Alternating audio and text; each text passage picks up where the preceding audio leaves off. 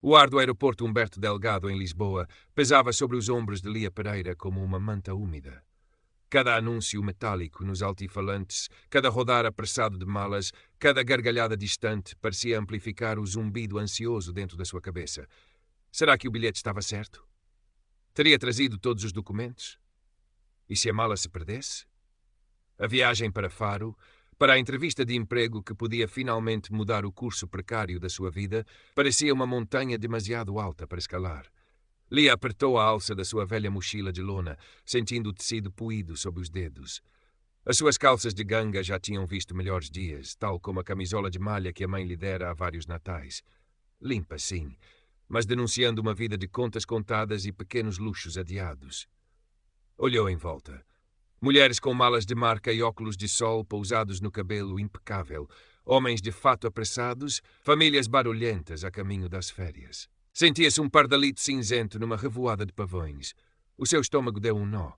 Talvez devesse ter comido alguma coisa antes de sair de casa, mas a ansiedade tinha-lhe tirado a fome. Verificou pela 10ª vez o cartão de embarque impresso em casa, o papel já amarrotado nas dobras. Voo TP 1907, Lisboa-Faro, porta 23A. Respirou fundo, tentando encontrar um pingo da confiança que a sua amiga Ana lhe tentara incutir. Tu consegues, Lia. És inteligente, trabalhadora, aquele emprego é teu. Mas as palavras de Ana pareciam distantes, abafadas pelo ruído do aeroporto e pelo eco dos seus próprios medos. A fila para o controle de segurança serpenteava à sua frente. O seu coração começou a bater mais depressa. Tirar o casaco, os cintos líquidos no saco transparente, o portátil velho que teimava em demorar uma eternidade a ligar, sentia-se desajeitada, exposta. Um homem alto, de fato escuro, impecavelmente cortado e óculos de aro moderno, observava a zona de passagem. Tinha um ar de autoridade, o cabelo muito curto, a barba bem aparada. Os seus olhos por um instante pareceram fixar-se nela, antes de deslizarem para o passageiro seguinte. Lia sentiu um arrepio. Provavelmente não era nada, apenas um funcionário a fazer o seu trabalho. Mas a sensação de estar a ser avaliada, e talvez julgada, instalou-se. Conseguiu passar o controle sem que nenhum alarme soasse, mas sentiu as mãos a tremer enquanto recolhia os seus pertences. O portátil, teimoso, quase lhe caiu da bandeja. Sentiu o rosto a corar. O homem de fato escuro estava agora mais perto a falar com um dos agentes da segurança, mas Lia teve a impressão desconfortável de que o seu olhar a roçara novamente. Sacudiu a cabeça. Era só paranoia. Tinha de se concentrar. Faro. A entrevista. Encontrou a porta 23A. Havia ainda algum tempo até ao embarque. Procurou um lugar mais isolado, encostado a uma janela que dava para a pista, onde aviões manobravam como gigantes pachorrentos. Tirou o telemóvel da mochila. Uma mensagem da mãe. Boa sorte, filha. Reza por ti. Diz coisas quando chegares. Beijinhos. Um pequeno sorriso triste curvou-lhe os lábios. A mãe, sempre preocupada, sempre a contar os cêntimos para que ela, Lia, pudesse ter uma oportunidade. Esta entrevista era tanto por ela como pela mãe. Respirou fundo outra vez, tentando absorver a normalidade aparente do ambiente. Pessoas a ler, a conversar, a teclar nos telemóveis. Crianças a correr, impacientes. Tudo normal, menos o frio que lhe subia pela espinha. Desculpe incomodar, menina. Lia sobressaltou-se. A voz era calma, educada, mas com um timbre que lhe pareceu imediatamente frio.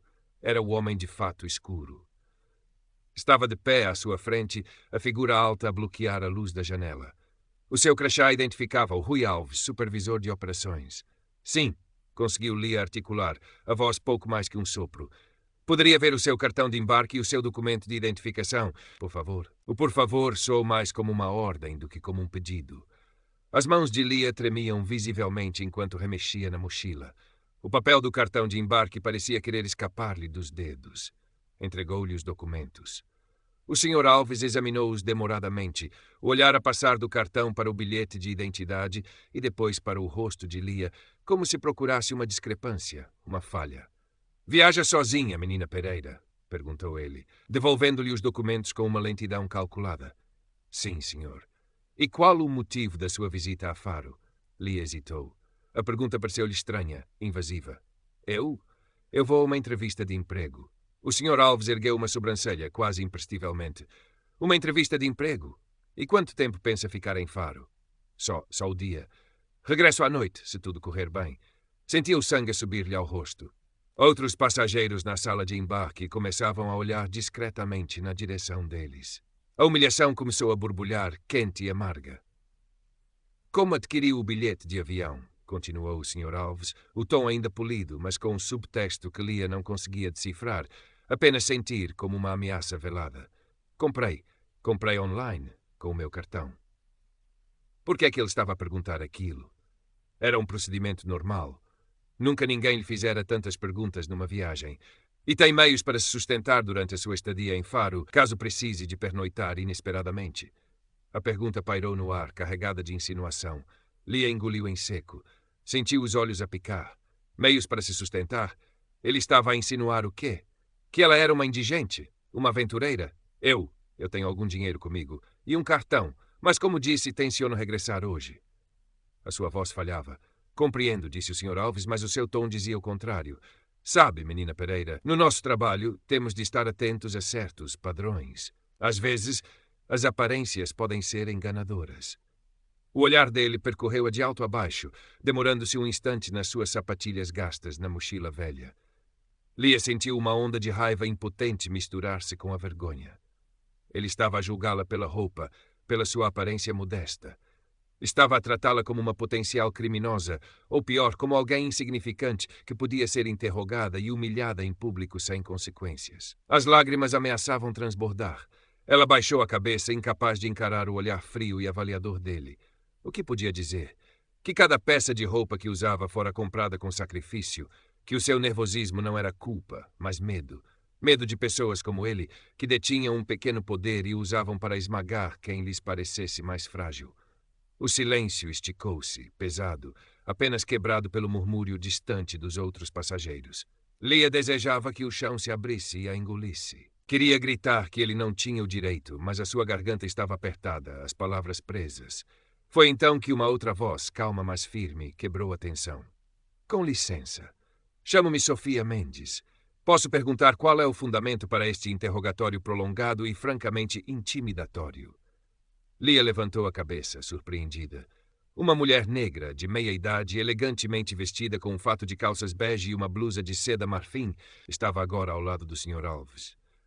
Tinha um ar distinto, o cabelo preso num coque baixo e uns óculos de massa discretos a emoldurar um olhar inteligente e penetrante.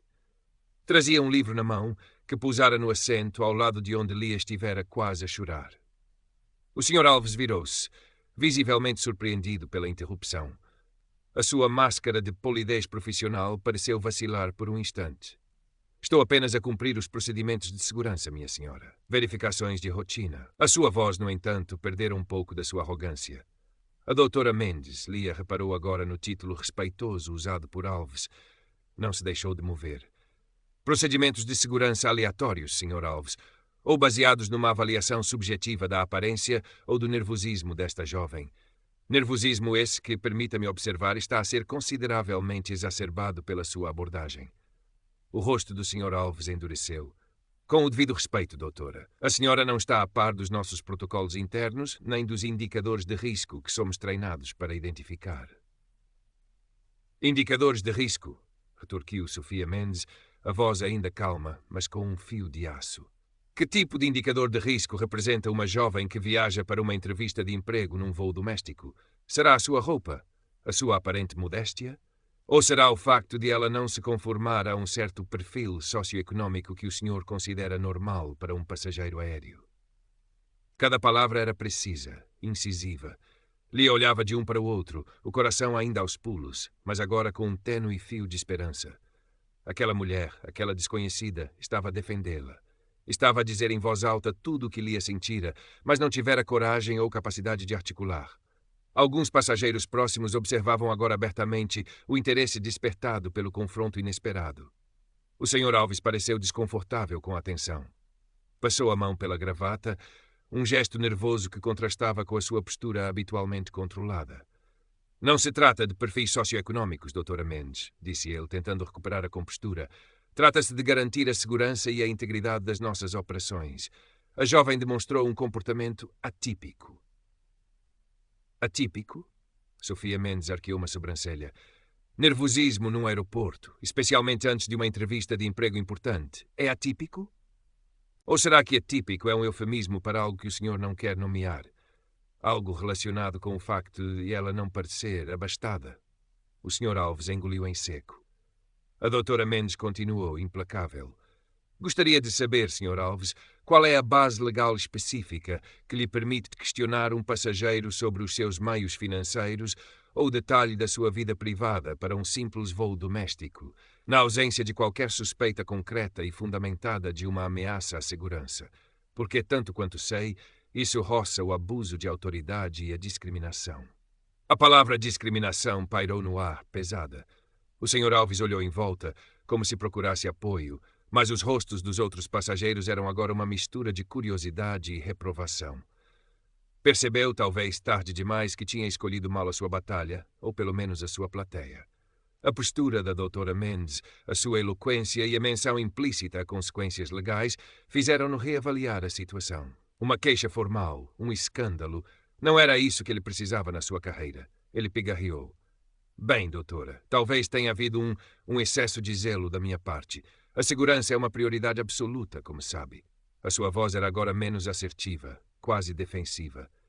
O zelo é louvável, Sr. Alves, respondeu Sofia Mendes, desde que não se transforme em assédio ou preconceito. Esta jovem tem o direito de viajar em paz, sem ser submetida a um interrogatório humilhante baseado em suposições infundadas.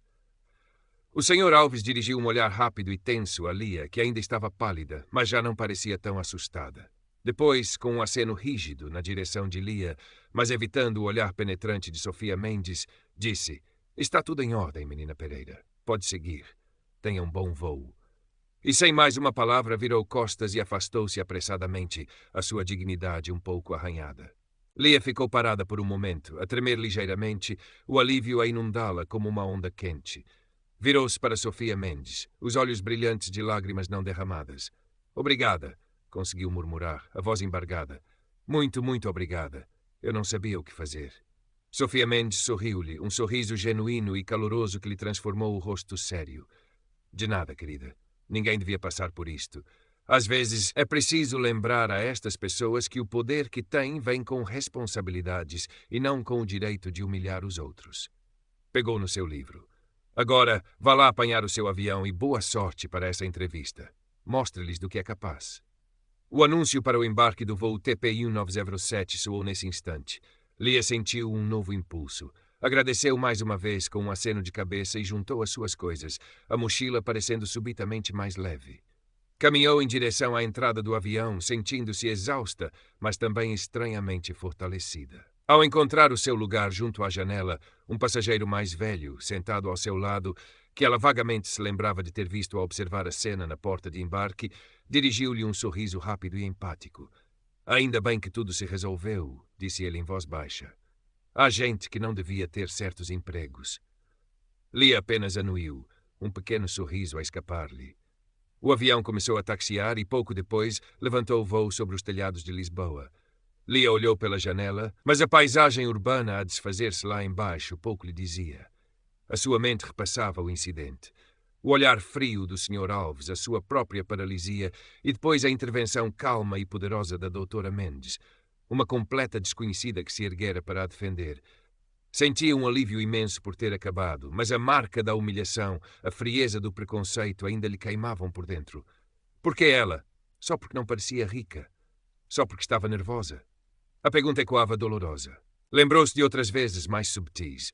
O segurança a segui-la numa loja mais chique, o olhar de desdém de um funcionário público, a surpresa mal disfarçada quando dizia que tinha certas ambições.